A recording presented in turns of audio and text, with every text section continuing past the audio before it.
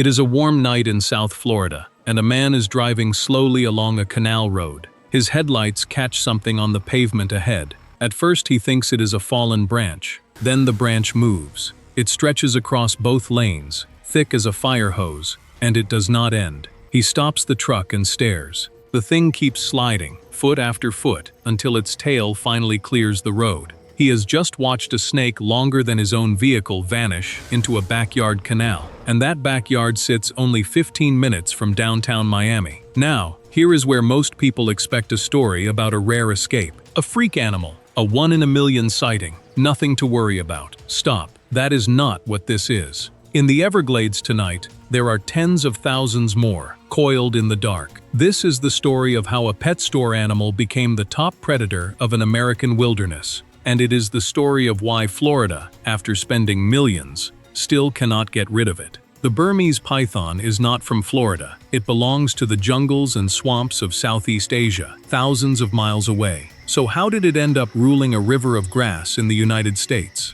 The answer begins with the exotic pet trade. For decades, these snakes arrived by the thousands, sold as hatchlings small enough to fit in your palm. Buyers loved them. The trouble comes later. A Burmese python does not stay small. It can grow more than a foot in its very first year. Within a few years, that palm-sized pet becomes a creature that needs its own room. Some owners simply could not cope, so they did the worst possible thing. They drove out to the edge of the Everglades, and they let them go. For a while, this was only a trickle of abandoned animals. Then, by many accounts, came the accelerant. In 1992, Hurricane Andrew tore across South Florida. It flattened homes, and it also destroyed a facility that housed these snakes. Wildlife officials believe a number of pythons escaped into the wetlands that night. Whether they came from the storm or the pet trade, the result was the same. They had found a home that felt just like the one they left behind. Warm, wet, and packed with food. And here is the part most people don't know. Nothing in the Everglades was ready for them. This ecosystem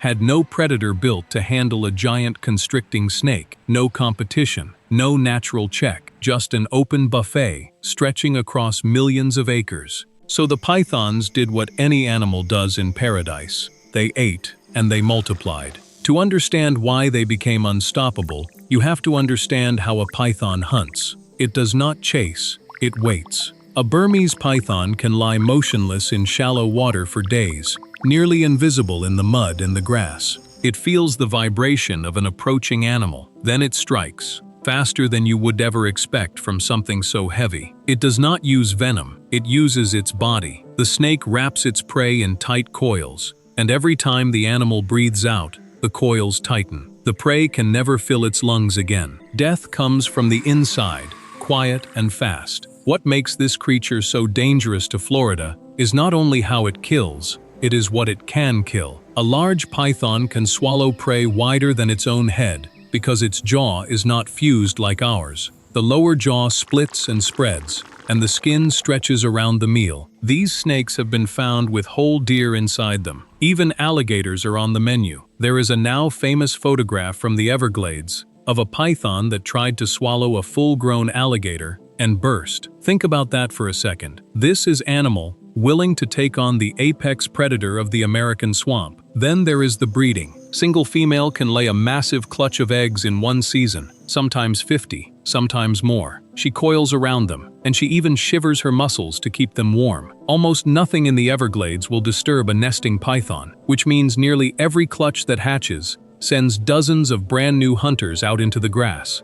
And those hunters need to eat, constantly, from the moment they are born. This is where the story turns from strange to grim. Scientists went into the Everglades to count the mammals, and what they found stunned them. In the areas where pythons had settled, the wildlife was simply gone. By some estimates, raccoon populations had fallen by around 90%. Opossums nearly the same. Rabbits, in many spots, had all but vanished. Bobcats, foxes, marsh birds, all crashing. These were not rare animals. They were the everyday backbone of the Everglades, and one snake had quietly erased them. The swamp grew silent in a way older Floridians say they had never seen before. So Florida declared war, and this is where it gets almost surreal. The state, together with wildlife agencies, launched official python hunting programs. they put a bounty on the snake. Registered hunters get paid by the hour, and they earn more money for every python they remove, with bigger payments for the largest animals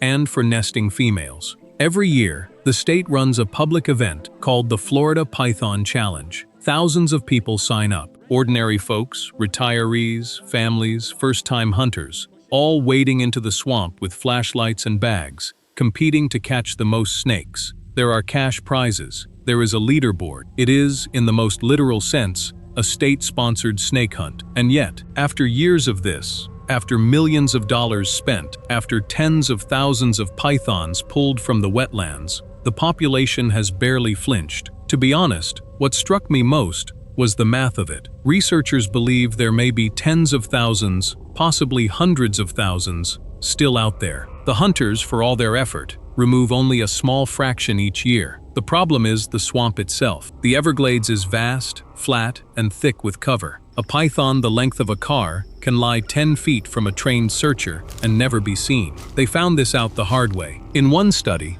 scientists placed radio-tracked snakes in the grass, walked right up to their known locations, and still could not spot most of them. So the tactics kept evolving. Teams now use those radio-tagged males as scouts, following them during breeding season to lead searchers straight to hidden females. Detector dogs have been trained to sniff out snakes in the brush. There is even research into environmental DNA, testing swamp water for genetic traces to map where the pythons are hiding. Every method helps. None of them wins. Because total eradication, most experts now quietly admit, is off the table. You cannot drain the Everglades. You cannot search every acre, and you cannot outbreed animal that lays 50 eggs at a time. The realistic goal has shifted. It is no longer about removing the python. It is about slowing it down, holding a line, protecting the pockets of wildlife that remain. And the line is not holding well. The snakes have pushed north and west, year after year. They have been documented moving toward the suburbs, turning up in canals,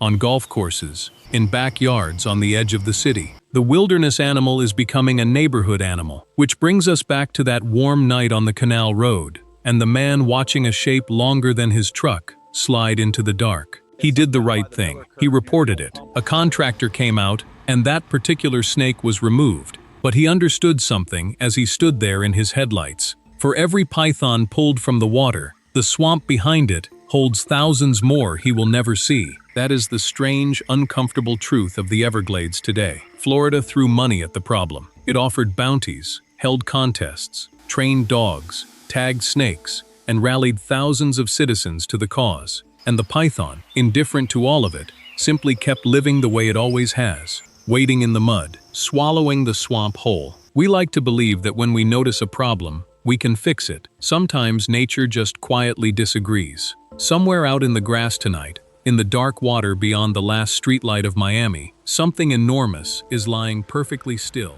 and it is not going anywhere.